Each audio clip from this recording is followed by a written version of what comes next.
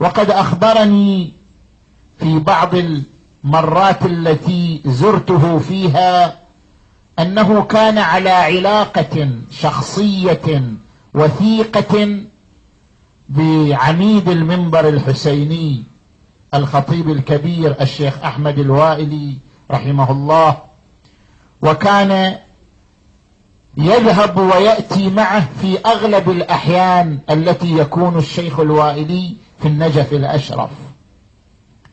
ولما خرج الشيخ الوائلي من العراق وبقي الشيخ القرشي فيها لم يحصل بينهما لقاء أكثر من 15 سنة. فلما من الله على العراق بالفرج والنصر، ولكن الشيخ الوائلي عاد إليها مريضا مجهدا ينتظر لقاء ربه عز وجل، فيقول الشيخ القرشي: خرجت من النجف إلى بغداد إلى بيت ابنته، أي بيت ابنة الشيخ الوائلي، لأراه بعد هذه الفترة الطويلة من الفراق.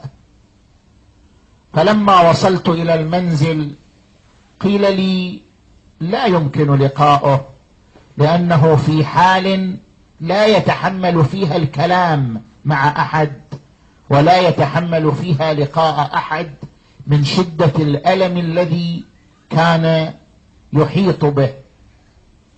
يقول: فدخلت المجلس وأصررت على أن أراه ولو من بعيد بمقتضى العلاقة الوثيقة بيننا. فسمع الشيخ صوتي وأنا أتحدث مع أهل البيت، فناداهم بكل ما عنده من قوة وقدرة في ذلك الوقت، قال: أدخلوا الشيخ باقر على كل حال. فدخلت عليه وكان كومة من العظام بحسب وصفه له، فنظر إلي وسألني تفصيلا عن زوجتي وأولادي وبناتي وأهل الحي الذي كان يربطنا جميعا، وهو حي كميل في النجف الأشرف.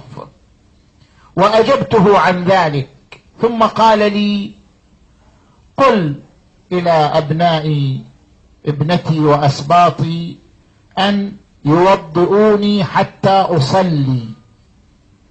فقلت لهم، فقالوا بأنه في وضع لا يسمح لنا حتى أن نحرك جسمه من شدة الألم الذي يعيشه، ولكنه كان مصرا عليهم. وقال للشيخ باقر: ادن مني، فدنا منه وقال: لقد رأيت الإمام الحسين عليه السلام، وقلت له: خذني معك وأرحني مما أنا فيه. فقال لي: إذا دخلت إلى الصلاة سآخذك معي.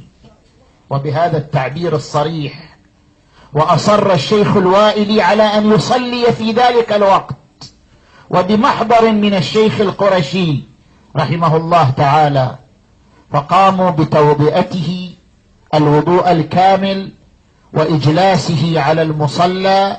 وفي الركعة الثانية عرجت روحه إلى ربه.